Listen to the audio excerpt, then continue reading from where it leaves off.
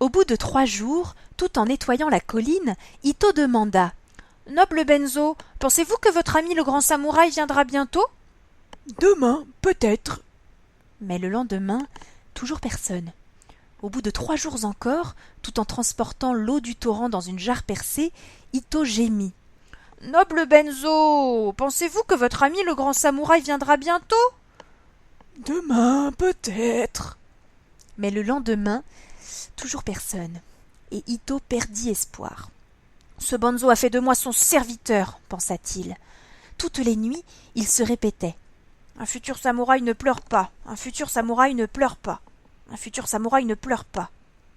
Et pourtant, les larmes lui venaient tout bas. Chaque jour, l'enfant devait quitter sa natte à 3 heures du matin, se laver à l'eau glacée. Il devait rester sans manger pendant des jours quand le vieux décidait de jeûner. Un matin, il tenta de se sauver, mais il se perdit dans l'immense forêt. Heureusement, dans un sentier, il entendit un son de flûte. C'était le vieux. Il le suivit, de loin, et la chanson de la flûte ramena Ito vers la maison en ruine. Aux bourrasques de neige succédèrent les champs de fleurs, puis ce fut la lumière froide de l'automne. Le maître samouraï ne venait toujours pas. Ito avait grandi. Il avait dû laisser son kimono pour la vieille robe en lambeaux que lui avait donnée Benzo. Il était l'esclave d'un vieux fou, et il risquait bien de devenir fou lui aussi. Un jour, après avoir stupidement déplacé un rocher à la demande du vieux, Ito sentit que ses muscles lui obéissaient. Oui, il était fort maintenant.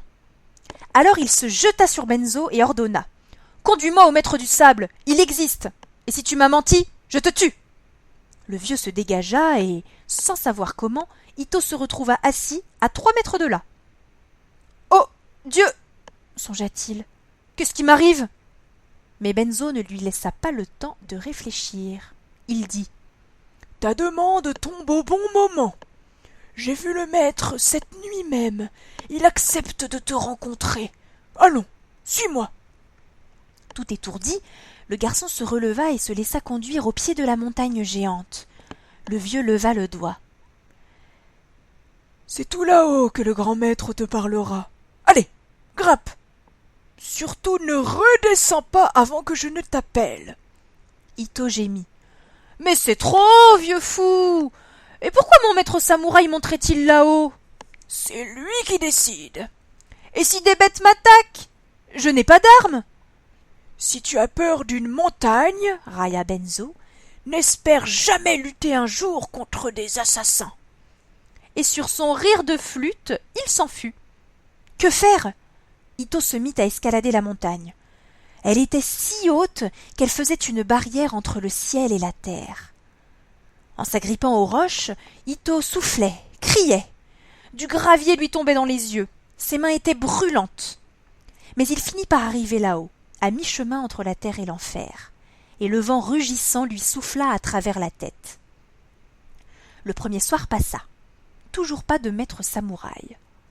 Puis la nuit tomba. Alors les eaux de la cascade firent un bruit d'ouragan et la lune prit une allure de démon. Et, bien sûr, pas de maître samouraï. Au bout de 2 jours, affamé, Ito dut tuer un oiseau à coups de pierre et le dévorer cru. Et bien sûr, pas le moindre maître samouraï. Enfin, le 3e jour, à l'aube, tout en bas, il entendit le chant de la flûte.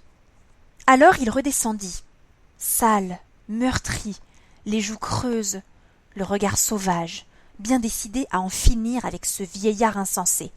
« Bravo, Ito !» s'écria le vieillard. « Le maître t'a apprécié. »« Le maître? Où ça, le maître ?» dit Ito avec un air de bête affamée. « Ton maître s'appelle Benzo, » murmura le vieillard en lui touchant la tête. « C'est moi.